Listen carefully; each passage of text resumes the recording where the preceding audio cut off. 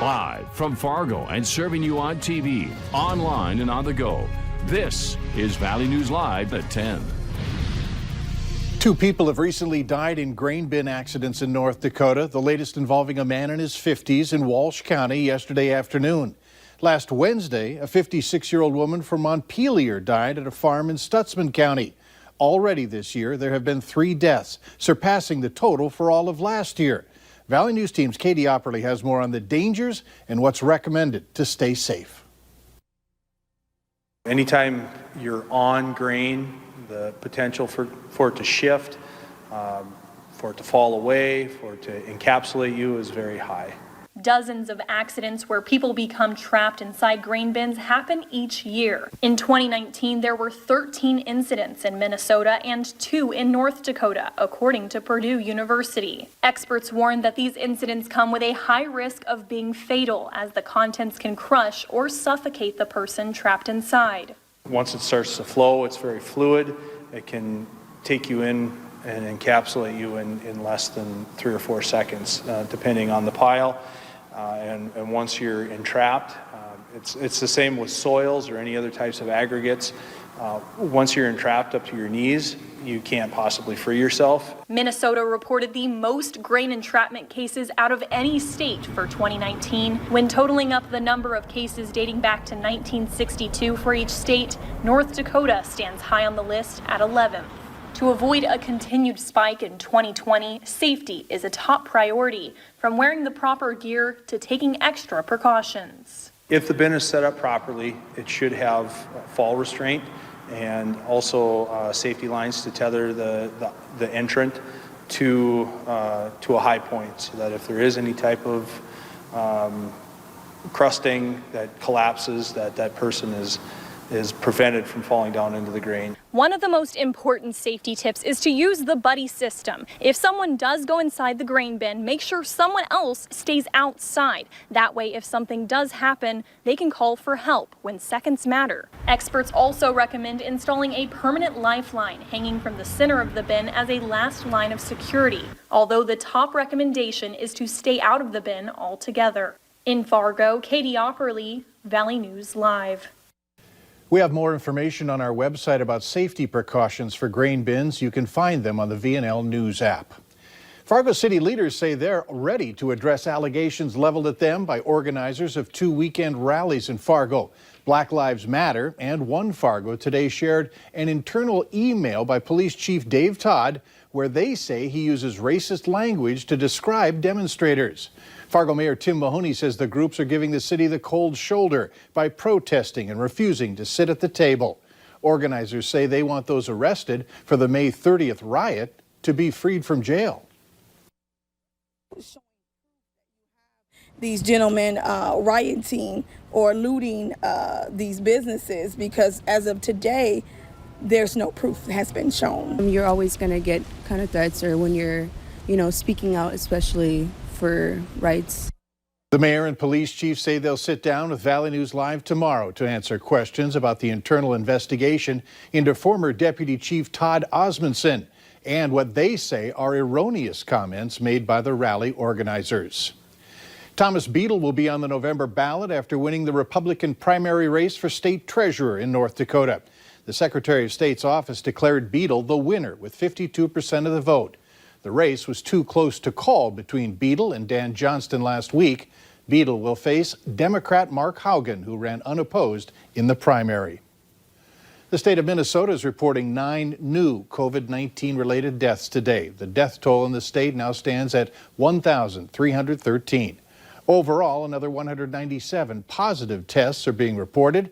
There are now 2,563 active cases in the state. North Dakota is reporting another 23 positive COVID-19 cases today, 9 of those in Cass County. The number of active cases stands at 330. That's down 14 from yesterday. No new deaths were reported for the 5th straight day, keeping the death toll linked to the virus in North Dakota at 74. With fewer positive cases and a decreasing positive rate, North Dakota is shifting its focus on moving forward. The response was based on protecting vulnerable populations. Long-term care facilities are opening back up. The state is preparing for indoor visits by setting up sites for testing. A visit can happen as long as a test is done within a week of the visit. I think even using the testing for visitors and treating them in some way the same way we're doing healthcare workers is something that's unique. So we're going to continue to look at this. We don't have a definitive answer yet on when we can begin to hug, but we do recognize that it's extremely important. Meanwhile, 4 more mass COVID-19 testing events are scheduled for Fargo over the next 2 weeks. Outdoor drive-up testing will take place in the west parking lot of the Fargo Dome from 10 a.m. to 6 p.m. Thursday and Friday, and again Thursday, June 25th and June 26th. The tests are free. The proof of residency is not required. Tests are for people aged 12 and up. Antibody testing will not be available at these events.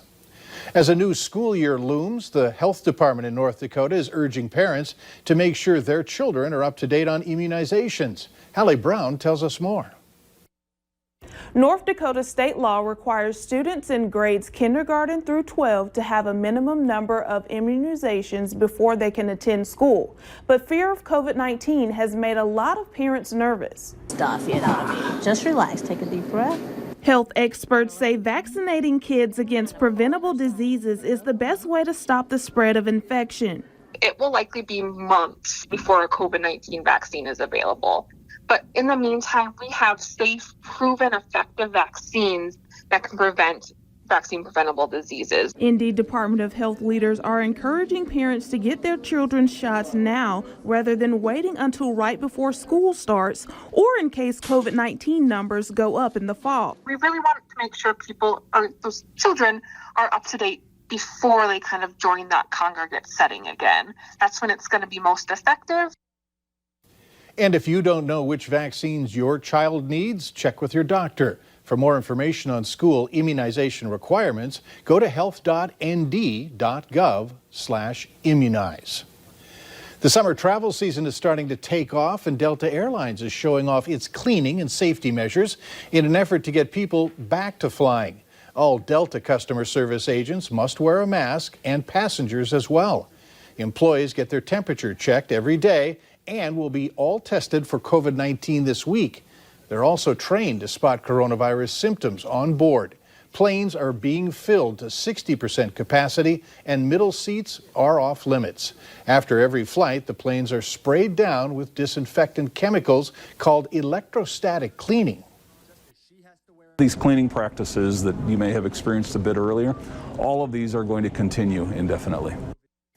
Delta says if a traveler is visibly sick, the airline can decide not to let the passenger on board. The Fargo-Moorhead Redhawks formally introduced interim manager Chris Coast today, citing a difference in baseball philosophy and decisions with the former manager Jim Bennett. Valley News Live sports director Beth Houle joins us now in the studio with more on what happened with the staff change. Beth?